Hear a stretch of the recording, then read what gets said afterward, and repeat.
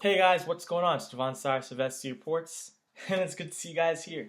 So, guys, let's talk. I want to talk about Milwaukee and Toronto. These guys are the first East team to know that are going to be matched up against each other, and both of these guys had really good seasons. So, let's start with Milwaukee. Milwaukee, they started off kind of okay, but then Jabari Parker goes down.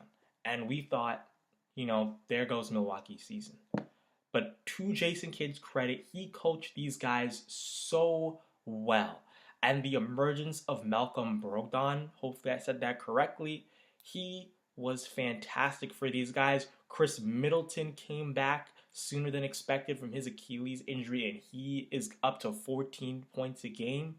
And all of a sudden, Milwaukee ends up at sixth. So give Jason Kidd so much credit and give this team credit for staying afloat. Giannis, again, he had a fantastic season. I believe something crazy in the first time in a very long time that Giannis in all major categories finished top 20. And that is pretty damn impressive, especially from such a young guy like himself.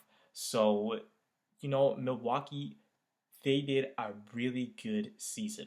On Toronto's side, we kind of expect Toronto to be number 2 or 3 in the Eastern Conference. They are kind of the vets now of the playoffs where we expect them to be there. And to Toronto's credit, even though they did finish third this year, they did struggle in January, which this could have been a lot worse. They could have been much lower than they are. But they stayed afloat. Kyle Lowry even went down in the second half of this season. And Toronto still stayed afloat. So Toronto really showed me something this season that I think is much more impressive than other seasons, is their resilience and their winning nature now when it matters most. And of course, the acquisition of PJ Tucker and Serge Ibaka definitely helped us out in Lowry's absence. So give those guys credit as well. And for gelling so quickly as teammates. So, both of these guys, they had very similar situations where key players went down. Lowry was able to come back. Middleton was able to come back. Unfortunately, Parker is not going to be able to come back. John Henson, I actually believe, has already come back, so he is going to be a factor for Milwaukee going forward. But in this series, I do believe anything can happen. Toronto in the last two playoffs, Kyle Lowry and DeMar DeRozan, they've put way too much pressure on themselves or they've given teams too much opportunities to stay in games. So, their field goal percentage always dips. And it really comes down to them playing when it matters the most instead of just playing like you did in the regular season and beating the team. So, even though Toronto won the regular season series against Milwaukee, the playoffs is a different environment.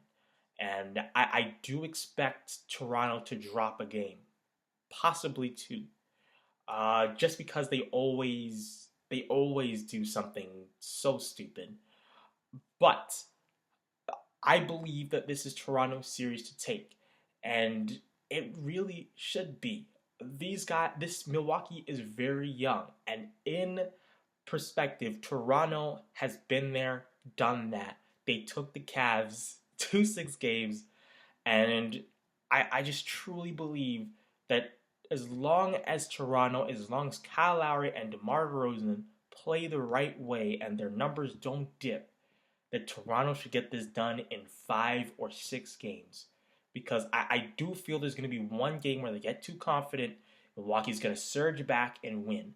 I'm very, very scared that Milwaukee might take one in Toronto, but again, there's just a different atmosphere here come playoff time, and I truly do believe that Toronto will win this series.